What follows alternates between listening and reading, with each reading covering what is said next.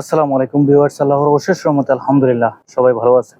দেখেন, সার্বিয়ার ভিসা নিয়ে কিছু তথ্য বছরের এই শেষ পর্যায়ে এসে আপনাদের সামনে এই ভিডিওর মধ্যে তুলে ধরার চেষ্টা করব। সর্বদিক থেকে সার্বাধিকভাবে যেই আপডেটগুলো আছে সে বিষয় নিয়ে আপনাদের সামনে কিছু তথ্য তুলে ধরার চেষ্টা করব। প্রথমে যে কথাটা বলতে চাচ্ছি, যারা এই আবেদন করতে চাচ্ছেন বর্তমানে সার্বিয়ার জন্য, ইউরোপে যাওয়ার ক্ষেত্রে সার্বিয়ার ভিসার ক্ষেত্রে অবশ্যই যে সময়টা প্রয়োজন সেই সময়ের উপর লক্ষ্য রেখে আপনাকে আগে থেকে বুঝতে হবে, সেই অনুযায়ী আপনাকে কিন্তু জমা দিতে হবে। 2024 সালে সার্বিয়ার ভিসার যে রেশিওটা সেটা আমরা দেখেছি, আলহামদুলিল্লাহ ভালো একটি পর্যায়ে আছে। তবে যেই ভিসাগুলো বেশি হয়েছে তার মধ্যে উল্লেখযোগ্য হচ্ছে সাপ্লাই কোম্পানির ভিসা। তবে এই সাপ্লাই কোম্পানিটা অনেক এজেন্সি আছে, অনেক কনসালটেন্সি ফার্ম আছে যারা কিন্তু এই কথাগুলো বা এই বিষয়টা কিন্তু ক্লিয়ার করতে চায় না।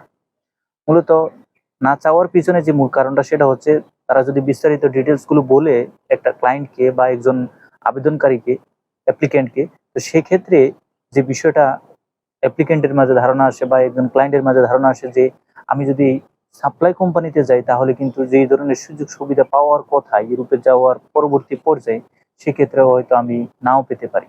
তার জন্য একটা কিন্তু বিরাট একটা অনীহা চলে আসবে। সেই অনুসারে কিন্তু অনেক এজেন্সি আছে, অনেক যেই যারা লোক পাঠায় যেই মাধ্যমগুলো আছে তারা কিন্তু এই বিষয়গুলো ক্লিয়ার করতে চায় না। তো সাপ্লাই কোম্পানির ভিসাগুলো কিন্তু আলহামদুলিল্লাহ ভালো পরিমাণে হয়েছে। মূলত ইউরোপ যাওয়ার ক্ষেত্রে মানে ইউরোপে প্রবেশের ক্ষেত্রে সার্বিয়া কিন্তু সাপ্লাই কোম্পানির ভিসাগুলো দিয়েছে।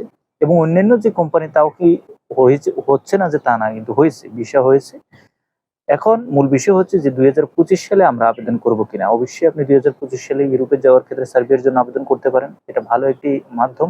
তো সেই অনুসারে 2025 সালে নতুন আপডেটও আছে। মানে বর্তমানে ইন্ডিয়ার এম্বাসিতে যে ধরনের ঝামেলা রয়েছে সেগুলো কিন্তু 2025 সাল থেকে তারা কিন্তু অনেক ধরনের পদক্ষেপ গ্রহণ করেছে, যা কিনা মানে ভিসা পাওয়ার ক্ষেত্রে অনেক সহজতর হবে। তো সেই অনুসারে সম্পূর্ণ সবকিছু বজায় রেখে 2025 সাল থেকে কিন্তু আরো ভালো একটি সম্ভাবনা আশা করা যায় সার্বিয়া ভিসার জন্য। বাংলাদেশ থেকে আমরা যারা বর্তমানে মানে আপনার শুধুমাত্র পাসপোর্ট জমা দিয়ে এম্বাসি ফিজ ছাড়া বা কোনো ধরনের ইন্টারভিউ ছাড়া একমাত্র যে দেশটির ভিসা পাচ্ছে সেটি হচ্ছে সার্বিয়া। অনেকেই চাচ্ছে যে প্রবাস থেকেও, মিডল ইস্টের বিভিন্ন দেশ থেকেও যেহেতু এম্বাসিতে যেতে হচ্ছে না বা কোনো ধরনের ঝামেলা ছাড়াই কিন্তু বিষয়টা ইস্যু হয়ে আসতেছে, তো অনেকেই চাচ্ছে মিডল ইস্ট থেকেও কিন্তু জমা দেওয়ার জন্য।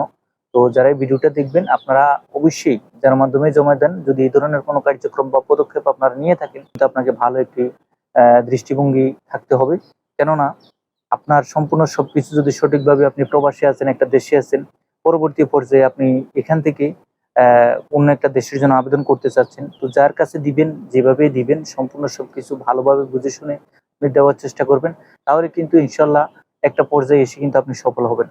আমরা অনেকেই বিভিন্ন দেশ থেকে বিভিন্ন জায়গা থেকে আবেদন করে থাকি, কিন্তু অনেকভাবে ক্ষতিগ্রস্ত হই। অনেকেই যে ইনবক্সে নক দিতেছেন, হোয়াটসঅ্যাপে নক দিতেছেন যে ভাই আসলে আমার ২-৩ জায়গায় আমি ধরা খেয়েছি বা আমার অর্থ অপচয় হয়েছে। আমি অনেক জায়গায় আমি লোভনীয় ফাঁদে পা দিয়ে কিন্তু আমি সফল হতে পারিনি। সম্পূর্ণ সবকিছু আপনার বিচার বিবেচনা করে কিন্তু আপনাকে পদক্ষেপ গ্রহণ করতে হবে, যেন যেই জায়গাটায় আপনি জমা দিয়ে কোনো ধরনের হোঁচট না খান। এটাই হচ্ছে মূল বিষয়। আরেকটি বিষয় হচ্ছে, দেখেন, আমি আপনাদেরকে এই ভিডিওর মধ্যে পরিষ্কারভাবে বলব যে আপনারা যদি আবেদন করেন সম্পূর্ণ সবকিছু বুঝে শুনে আপনাকে আবেদন করতে হবে। যেমন ধরেন, আপনি মিডল ইস্টের যে দেশে আছেন ওই দেশে যদি এম্বাসি না থাকে তাহলে কিন্তু আবেদন করে কিন্তু কোনো ধরনের ফলাফল আপনি পাবেন না। আরেকটি বিষয় হচ্ছে, যদি আপনি ধরেন মালয়েশিয়াতে যেই এম্বাসি আছে কি নাই সে বিষয়টা আপনাকে দেখতে হবে। মানে এম্বাসি যদি এখানে না থাকে তাহলে আপনি আবেদন করবেন, আবেদন করে আপনি এখান থেকে চাচ্ছেন যে যাওয়ার জন্য। মালয়েশিয়া থেকে অনেকেই কিন্তু নক দিতেছেন যে ভাই আমি এখান থেকে আবেদন করতে চাচ্ছি, এখান থেকে আসলে অনেকে আবার পারমিটও বের করছে বিভিন্নভাবে কিন্তু বিভিন্ন দেশে গিয়ে। এখন সার্বিয়ার যে এম্বাসি সেটা হচ্ছে ইন্দোনেশিয়াতে। তো ইন্দোনেশিয়াতে আপনি যদি সেখানে যানও, আমাদেরকে কিন্তু ফরওয়ার্ড করে আমাদের যেই নিয়ারেস্ট কান্ট্রি সেটা হচ্ছে ইন্ডিয়াতে গিয়ে আমাদের এম্বাসি ফেস করতে হবে। এই বিষয়বস্তুগুলো সম্পূর্ণ সবকিছু কিন্তু আমাদেরকে বুঝতে হবে, জানতে হবে।